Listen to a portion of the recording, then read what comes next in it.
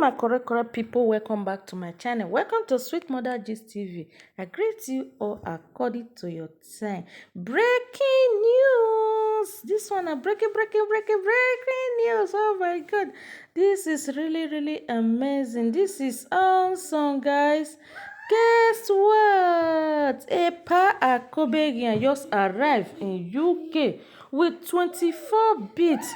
This is awesome, guys. I'm so happy for him, for Akobe. Wow. And Sandra Agbogun, she is there as well. Among they just can't show Akobe some love. If you now see the way be say that they receive am for airport, everywhere zuzu, everywhere shake, and Akobe dey dance, hey, where do any here uku say yeah, welcome Akobe.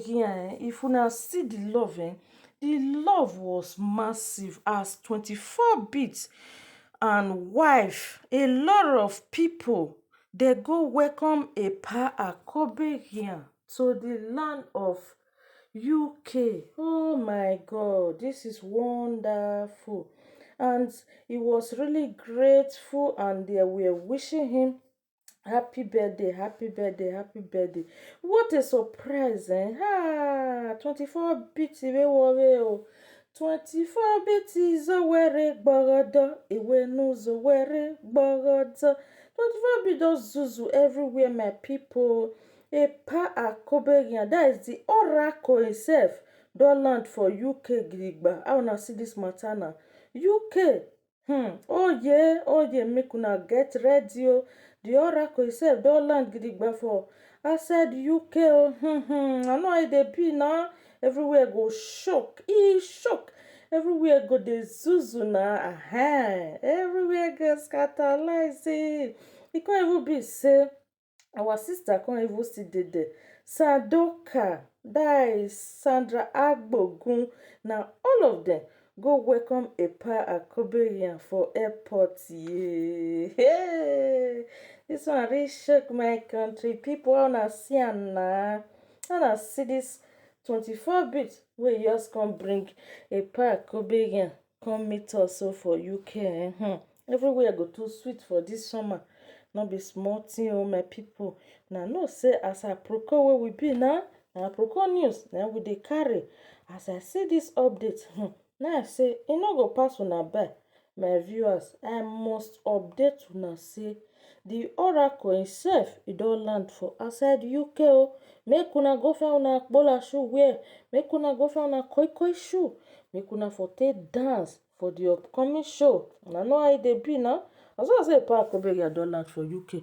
Now no say that no be man. E no just come play, e no come dance, e no just come alone.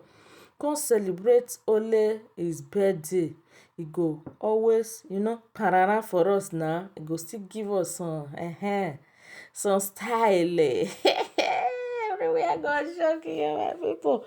I'm so grateful. I'm so happy about this good news that Akobe, it don show, it don finally show, my people. No say all the show wey dem don do pass, me myself, I don dey expect am say wetin dey sup wey be say Akobe no come land again na.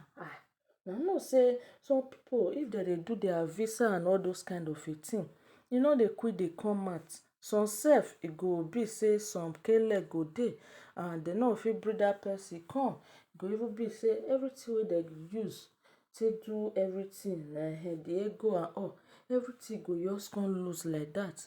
Now understand? So e don tey wey we dey really expect our the oracle itself for outside UK. Oye, una wey be say una never hear say Akobe don land. Now say make I come tell una say the oracle itself don show.